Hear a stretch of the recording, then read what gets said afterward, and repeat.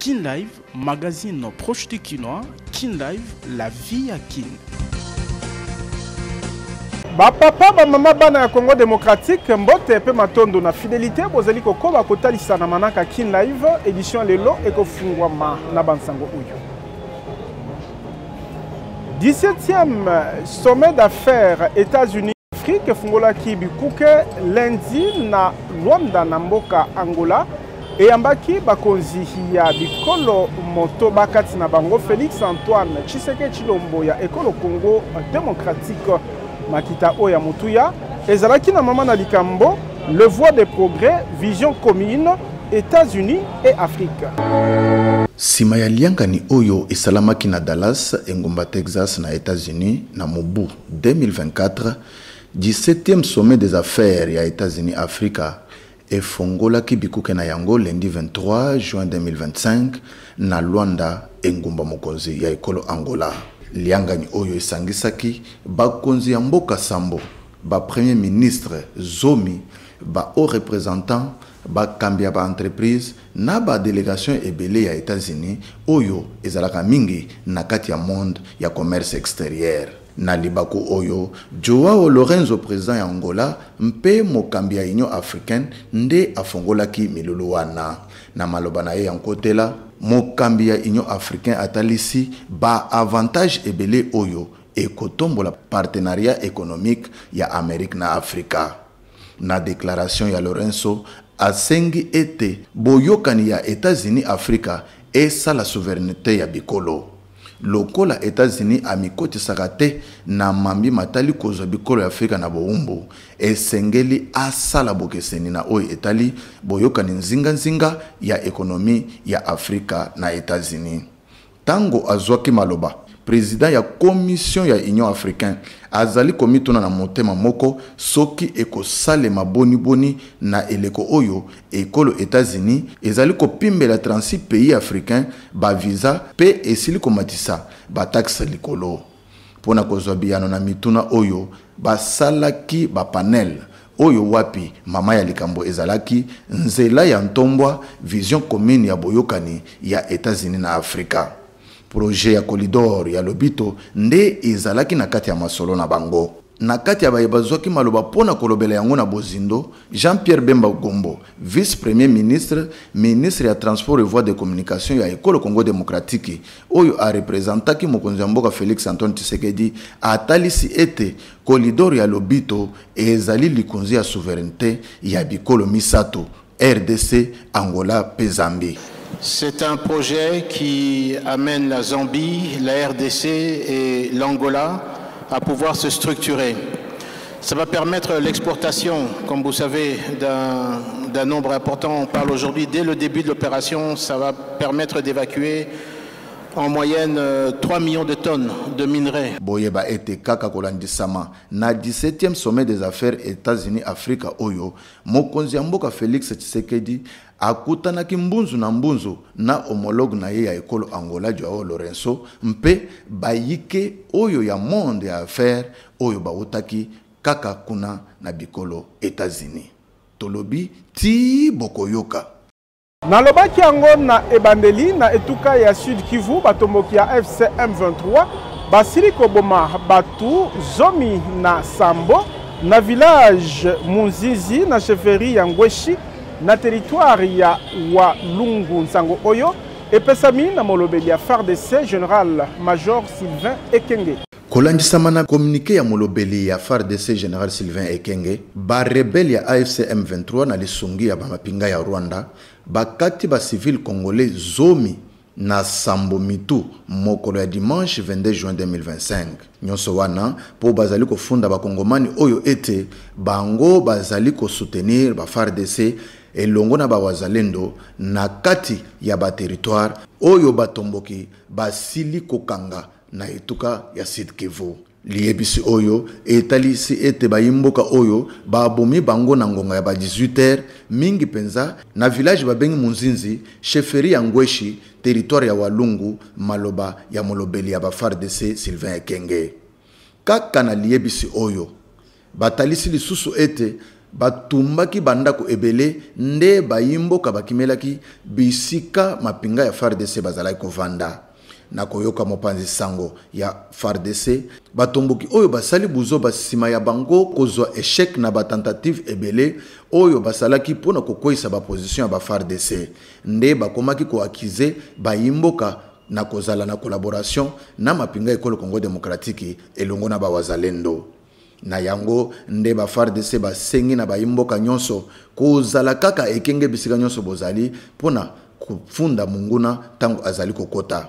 Boyeba ete ba rebelle ya AFC M23 elongo na ba Rwandais bakanga bandambo ya bamboka na etuka ya Sud Kivu kasi bayimboka bazali kosepela na bango ata mokete bisika nyonso bango bazali koyingela. Tolobi ti bokoyoka. Totikala na Oetali mambi ya sécurité chef d'état-major ya Uganda Général Muhoozi asili komenase pona mbala ya sika moyanga letuka ya Ituri. Lieutenant Général Luboya Nkashama Johnny kolobaka ete azali na mikolo mingi te na mutu ya etuka ya Ituri.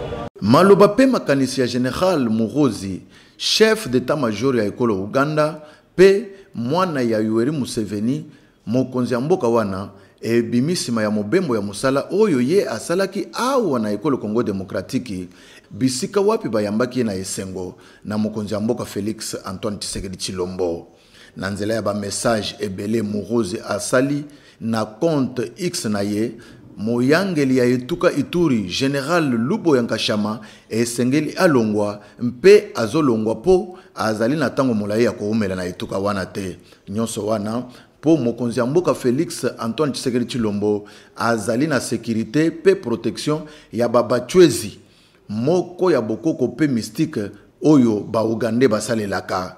Ya kokamo ezali ete déclaration ya chef d'état-major ya Uganda e bimisima ya ba signature ya accord FARDC IPDF oyo bayokanaki pona kobundisa ba ADF na biteni ebele ya etuka ya Nord Kivu mpe etuka ya Ituri. Kasi kino sika awa ata eyano moko officiel esili kobimate na mbulamata na ekolo Congo Démocratique. Tolobi ti bokoyoka.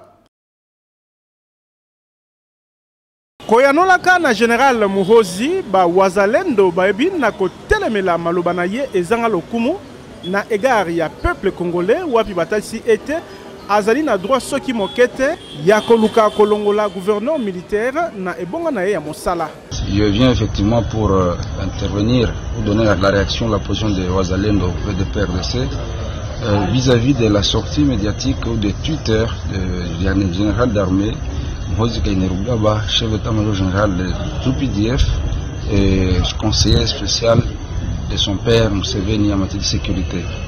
En fait, ce général ou l'Ouganda ne doit pas se jouer du peuple congolais parce que on connaît effectivement le rôle que joue l'Ouganda dans la déstabilisation de la région des Grands Lacs depuis les années 1970, n'est-ce pas? Et c'est l'Ouganda ou le NRM qui est le parrain du DFPR ou le père DFPR.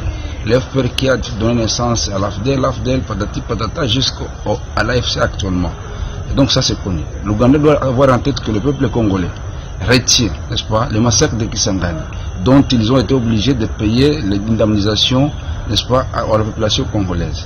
L'Ouganda, n'est-ce pas, où ce général doit connaître que le peuple congolais n'a jamais été naïf, malgré la bonne foi du chef de l'État, Félix Tshisekedi Tshilombo, de vouloir à tout prix pacifier la région sans la guerre. Mais l'Ouganda ne doit pas se jouer de nous. Et donc, nous les Wazalendo, nous maintenons le cap. Et ce qui est vrai, aucun militaire FARDC ne peut affronter les Wazalendo par le fait que nous sommes fils d'une même mère, n'est-ce pas, d'un même père, d'une même nation, d'une même patrie. Et donc, si l'Ouganda, les UPDF s'engagent, non pas à traquer les RDF pour lesquels ils sont venus, nous savons le rôle qu'ils jouent au sein de la FCM23, nous savons où loge Corné Nanga, où est-ce que Bertrand Bissimo s'est trouvé avant d'être en RDC, où est-ce que Makenga s'est trouvé avant d'être en RDC, et donc tout ça, ça sera mis à nu, et le peuple congolais va se prendre en charge. Libération, il y a des prisonniers politiques pour la décrispation, Engabene Bosenga, il y a Sensa, et que ça la maté peut poursuite contre Bazali présenté le politicien et Kokoba. Mise au point, il y a ministre d'État, il y a justice intérimaire, Samuel Mbemba Kabuya wazalaki liboso ya bapanzi sango. Kolandisama na bosenga ya sensa ya kolibere ba prisonnier politique pe kosukisa ba procès contre bayi politique, ministre d'État intérimaire ya justice Samuel Mbemba Kabuya atalisaki liboso ya bapanzi sango lundi politique générale ya gouvernement na matière pénale. Na maloba na ye maître Samuel Mbemba Kabuya atalisaki ete ezali na standard international oyo ezali justice transitionnelle esengeli kotosa na maimatali dialogue. Bisonyo sotolandaki nini oyo CNSA azali ko proposer. Balobi que esengeli ba prisonnier politique babima esengeli ba politiciens bazali poursuivi na justice ba procès wana to ba procédure wana etele mananzela. Politique pénale ya gouvernement to basé yango na ba point mibale. Ya liboso to lingi to rappeler standard international na mboka oyo ezali en conflit to na mboka oyo ezali post-conflit. Na niveau international ba recommander justice transitionnelle. Na kati ya justice transitionnelle balobi boy esengeli koluka vérité. Ya mibale ezali balobi justice. C'est-à-dire ko sambi sabato basalaki mabe ya misatu balobi esengeli ko réparer to ko indemniser ya mine balobi réforme soki to komi esika oyo elingi koloba proposition ya koloba que tolali tolamuki botika ko poursuivre na justice bato babomaki bato basalaki mabe wana ezali proposition même na niveau international endimamite ezalaki libaku pour la ministre intérimaire ya justice Samuel Mbemba Kabuya ya kotalisa ete ba démarche nyonso esengeli et tenir compte na ba victime sengeli na ba proposition nyonso ezali ko salema biso nyonso te ba ete ba victime bazana kati ba victime bazana kati intérêt na bango ekoki ko bwaka mate ezana ba tata bakufi batiki bana ba mama bakufi batiki bana tozana bana ba mineur lelo orphelin tozana batu batikali ba handicapé na batu ba perdre nyonso. Na kombo ya gouvernement, maître Samuel Mbemba alaki ko saisir procureur général ya cour ya cassation pe ba procureur généraux ya ba cour d'appel natina kotel sabango ete bakoba na ba procès ezali ko salama. Tokoyebisa na procureur général près la cour de cassation, na ba procureur généraux près les cours d'appel. Tokoyebisa na auditeur général de FARDC, pe na auditeur supérieur. Ba dossier o ezali na mesa na bango, ba continuer yango tina suka conformément à la loi. Masolo o etali politique, séparation des pouvoirs ezali. Politique, ekoki kolongola mbeba pe mabunga ya bato oyo baboma te ebeti sete ministre d'État intérimaire ya justice Samuel Mbemba Tolobi Tibokoyoka. Ministre provincial ya ITPR ingénieur Patrick Mbumudi azalaki honoré na ba collègue na ye yakala basilisaka kelasi promotion moko na INBTP réception kitoko esalemaki na ma campagne pona lokumu na ye. Nomination ya son excellence Patrick Mbumudi Bimba na mutu ya ministère ya infrastructure, travaux publics pe aménagement du territoire ya Ituka ya Kwilu et yambamaki malamu na ba ingénieur en bâtiment et travaux publics ya INBTP oyo basilisaka promotion moko.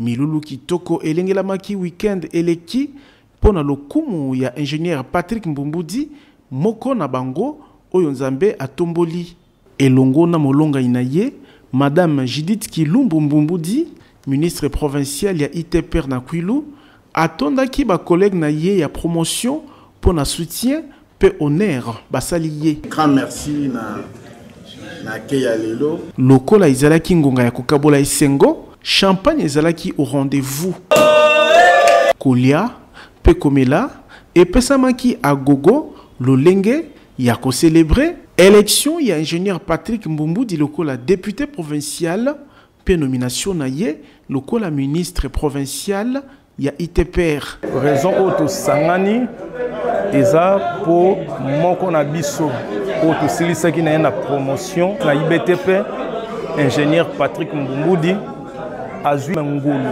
ya kozala élevé na rang ya ministre provincial ya ITPR. Tozana esengo makasi parce que promotion na biso eza promotion moko ya kopambola makasi. Kobosana te avant koma lelo ministre auti nan député.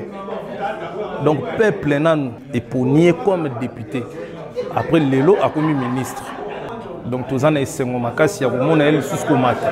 Pe tozo espérer que akosuka anate akomata.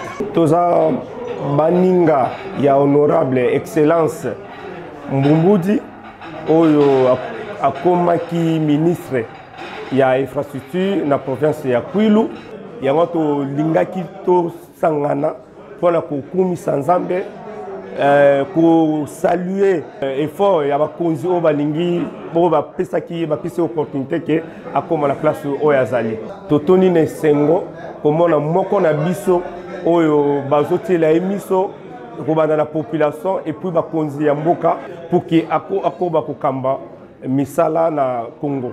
Nakoyoka ba ingénieur ressortissant ya UBTP boponami ya Patrick Mbumboudi ezali azarte. To garder na moninga na biso ingénieur excellence Patrick Mbumboudi azalaki mutu oyo alondo linga baninga bakende liboso et puis ando linga mboka mingi abando ko yebisa biso moko mususu ngape na kokamba mboka oyo. Excellence Patrick Mbumboudi na nyonso aux ingénieurs okomi wana eza azarte au travailler eza ba défi eza oyo bandai koloba okomi la place wana lukosa makasi opesa différence na bandeko baleka liboso na yo otiki okoma histoire babanda toujours kotanga kombo na yo tango kozala te kota la expérience pe expertise ya ingénieur Patrick Mbumboudi boponami na ye na mutu ya ministère ya ITPR et tel si était gouverneur ya Kwilu Dr Philippe Akamitu nazali visionnaire. Totondi na esengo makasi ya komona te province ya Kwilu esali choix moko excellent ya kopona mutu oyo azana expérience makasi pe kopesa ministère ya ITPR azala toujours à hauteur na marché belé oyo ya réaliser. Bah, succès allait belé en marché avec l'UNICEF, avec la PNUD, avec BSECO. Bah, succès là déjà partout là où il y a les cas. Gouverneur Aza visionnaire. Les conseils autres personnes à gouverneur Moussous.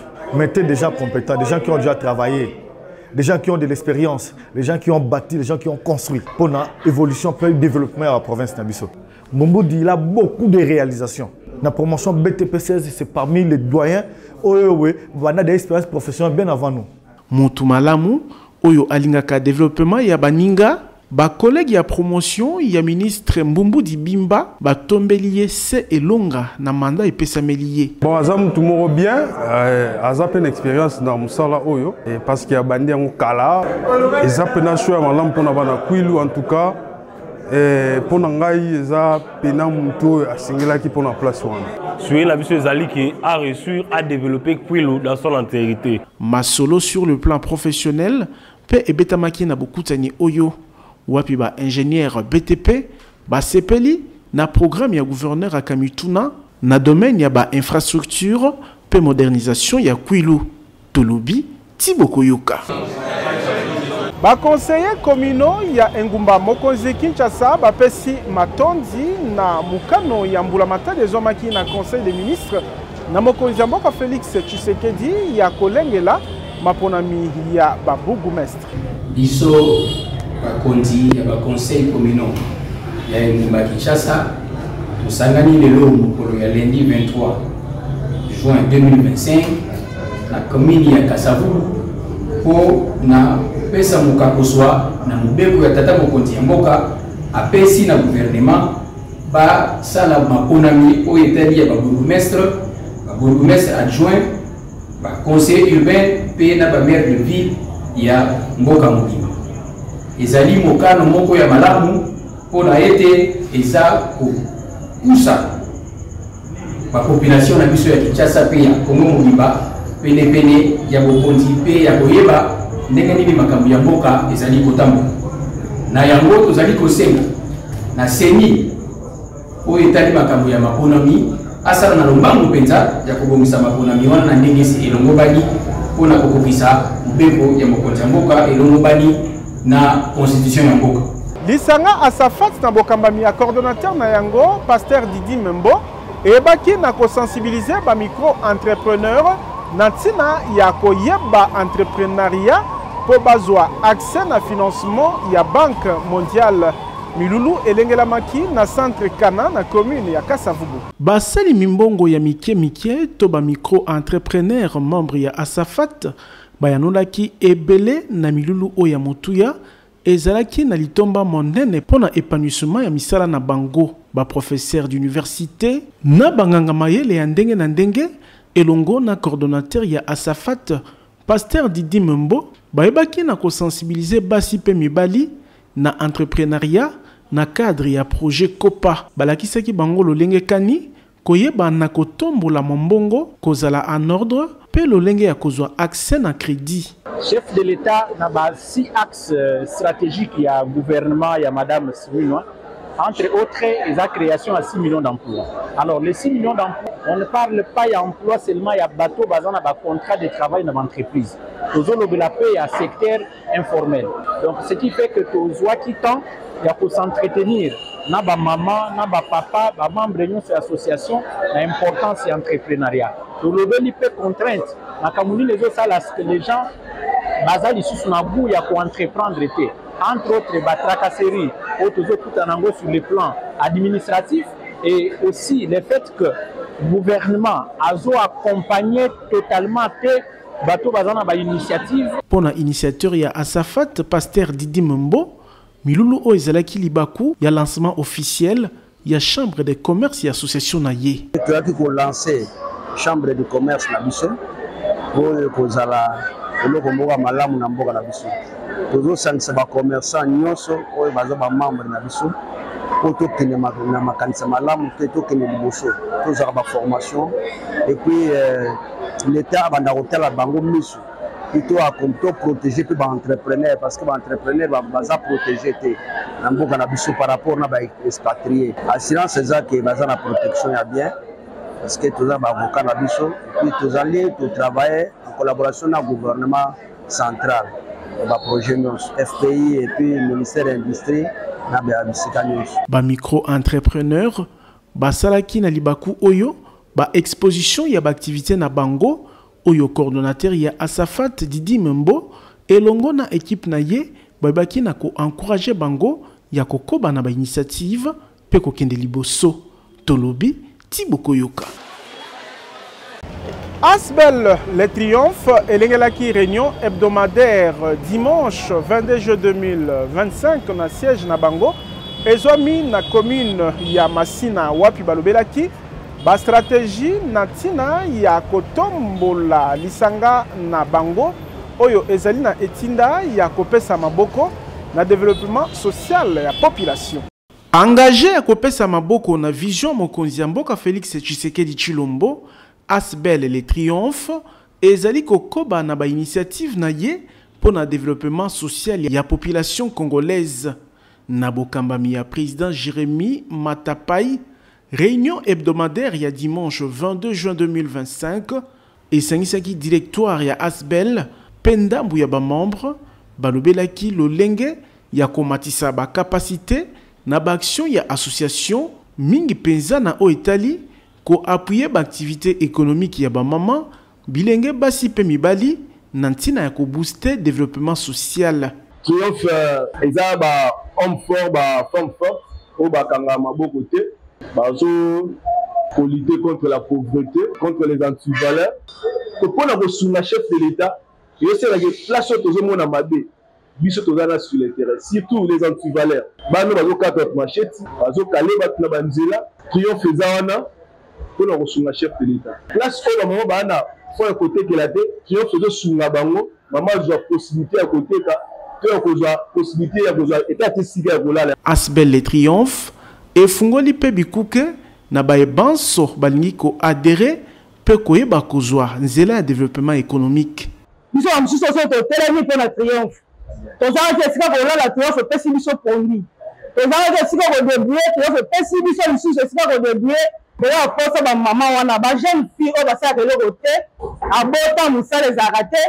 Donc, triomphe bien lié, maman. Nalibaku Oyo, Bakambia Asbel et Triomphe, Balaki Kolenge la marche des santé le 30 juin.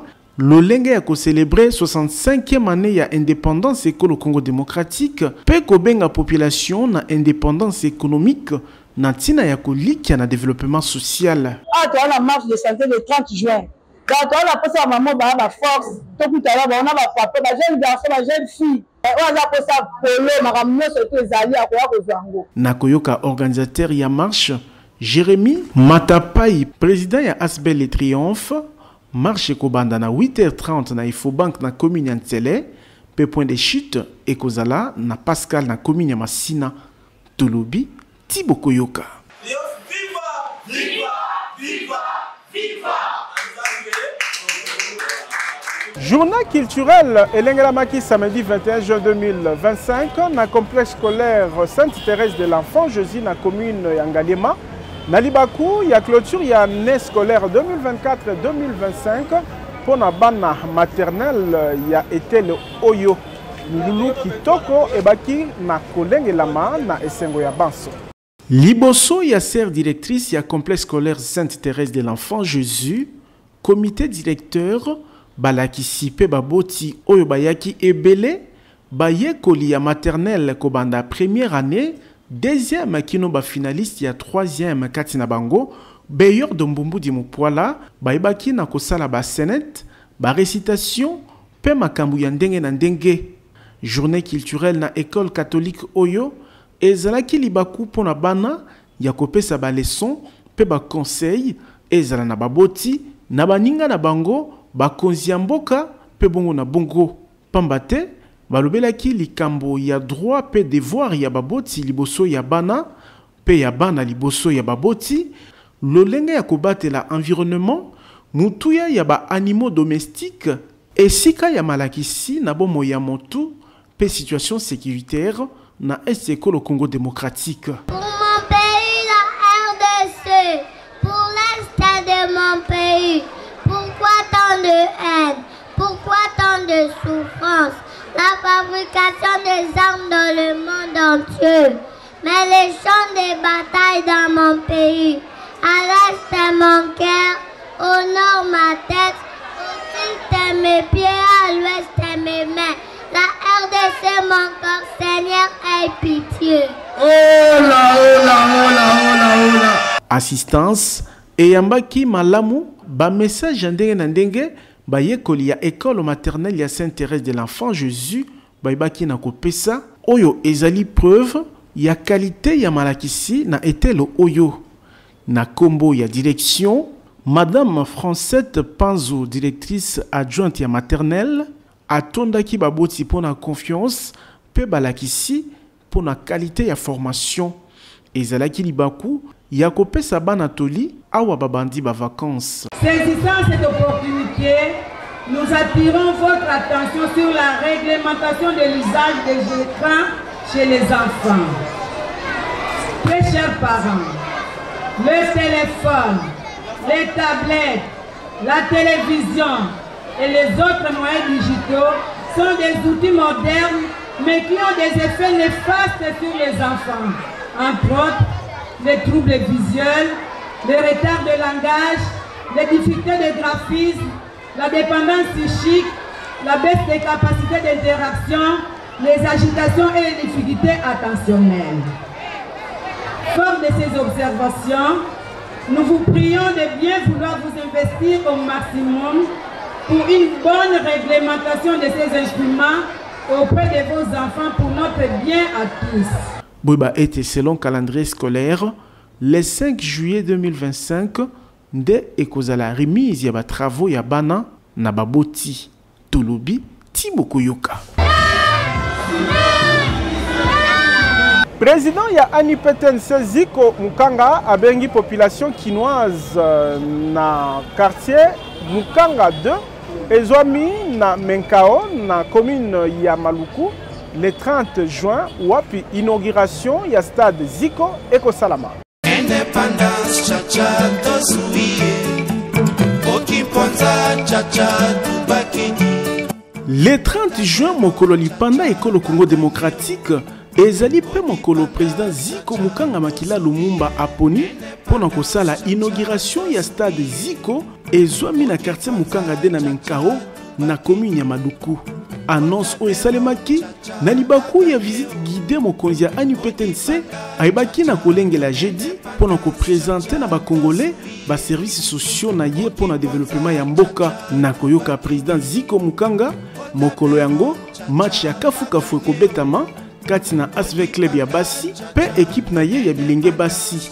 Bana Kinshasa ba congolais ba kinois nyonso boye ba ete le 30 juin oyo ekozala événement président Zico akoti na masolo ya balle to bengisi ba congolais ba kinois nyonso bakokana koya baya ko visiter bamona inauguration ya stade Zico Mukanga. Bakonzi pe bartiti ya ndenge na ndenge bakozala talantina président Zico Mukanga alaki kotia plus de 50 bus pour komema bato ya ofele. Totie 52 bus et komema bato aller-retour. Mutu nyonso alinga komona quartier Mukanga.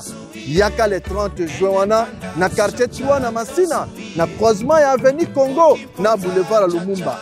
Bisi aller-retour ekozala ofele président Zico na kati na ba action na ye. Définition véritable ya développement social na Congo démocratique Zico Mukanga abengi Kinshasa mobimba ya koya ko découvrir terrain ya ndembo kaka te kasi mapango oyo ezali kopesama à moitié prix bilanga 500 hectares mokoka pe maziba ya mbisi tolobi ti bokoyoka.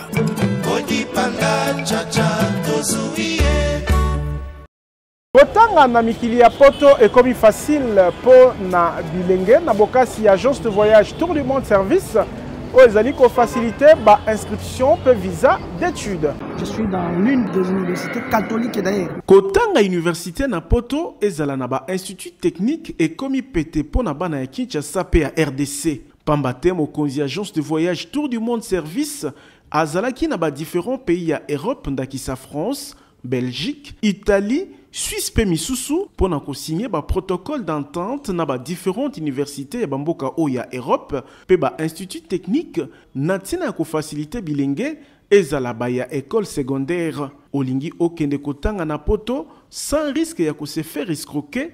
Adresse ezali moko agence de voyage Tour du Monde Service po awa okosala choix université yo moko pe agence eko faciliter yo na ba démarche pona inscription pe obtention ya visa d'études.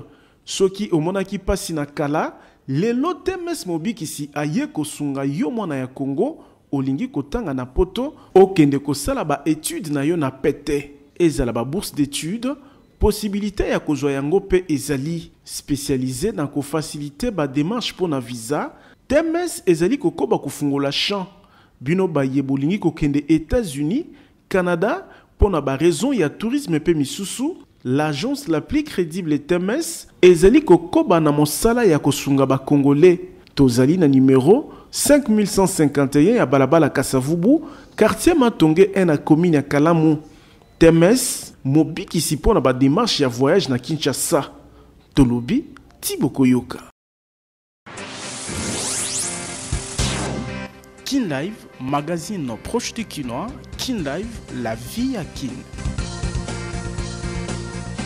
Awa nde Kin Live soki tozalaki na esengo ko présenter bino ango na kombo ya équipe technique pe rédactionnelle totondi bino botondi sima caméra ezalaki Fabrice Bengo pe assisté na Prosper Ilunga botikala na kimia.